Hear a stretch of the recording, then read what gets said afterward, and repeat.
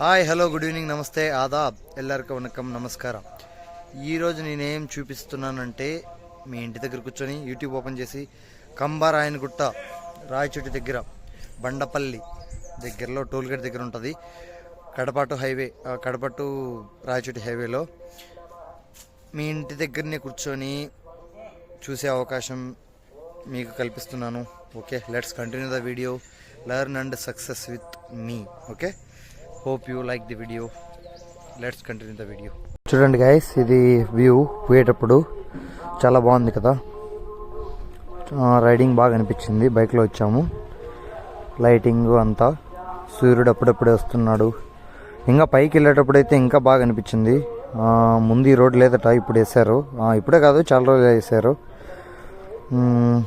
ముందర బుల్లెట్, వెనకాల ఒక షైన్ బండి. Let's continue the video guys. చూడండి గైస్, అదే వెంకటేష్ మహావిష్ణువు గుడి, ఇది హనుమంతుని గుడి.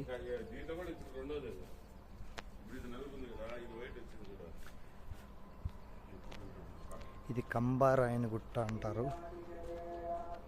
Let me go. చాలా ప్రశాంతంగా ఉంటుంది గైస్.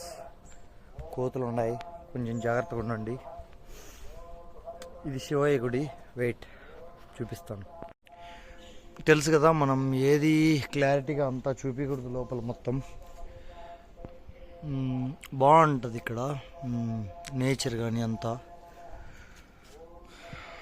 ముందుకు నీళ్ళు నేను చిన్నగా ఉన్నప్పుడు ఇక్కడికంతా వచ్చేసేవి, కానీ ఇప్పుడు మాత్రం అక్కడ దేవతలు ఉంటారు. బాగుంటుంది చుట్టుకారం, మంచి వ్యూ. ఇది కూడా నేను చూపించదలుచుకోలేదు, ఎందుకంటే అంతా చూపించేస్తే తప్పు. ఇక్కడ ఒకటి ఉంది, ఇక్కడికి వస్తే బాగుంటుందని చూపించడం వరకే నా పని. Okay, yeah. అది గైస్, మొత్తం రకరకాల దేవుళ్ళు ఒక చోట కొలువై ఉన్న మంచి గుట్ట, కంబారాయనగుట్ట. ఖచ్చితంగా రావాల్సిన ప్లేస్, ఖచ్చితంగా అందరు రండి. లొకేషన్ కూడా బాగుంటుంది. ఒక వ్యూ చూపిస్తాను మీకు. Let's continue the video. Hope you like the video guys. ఎలా ఉంది చూస్తున్నారు కదా, ఎంత క్రేజీగా ఉంది కదా.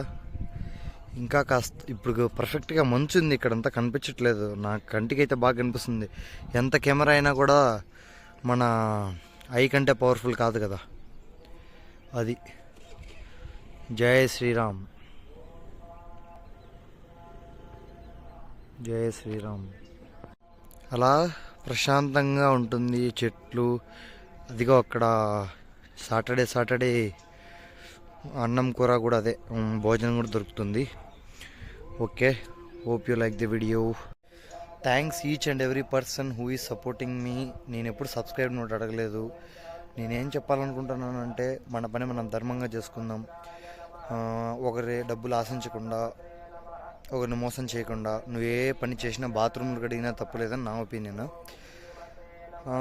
ఇక నుంచి ఖచ్చితంగా వారానికి 2 గుళ్ళు చూపిద్దామని నిర్ణయించుకున్నాను.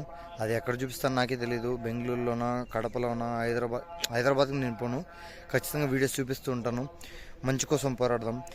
ఖచ్చితంగా ఒక 2-3 డేస్లో ఆడవారి గురించి పోరాడదాం.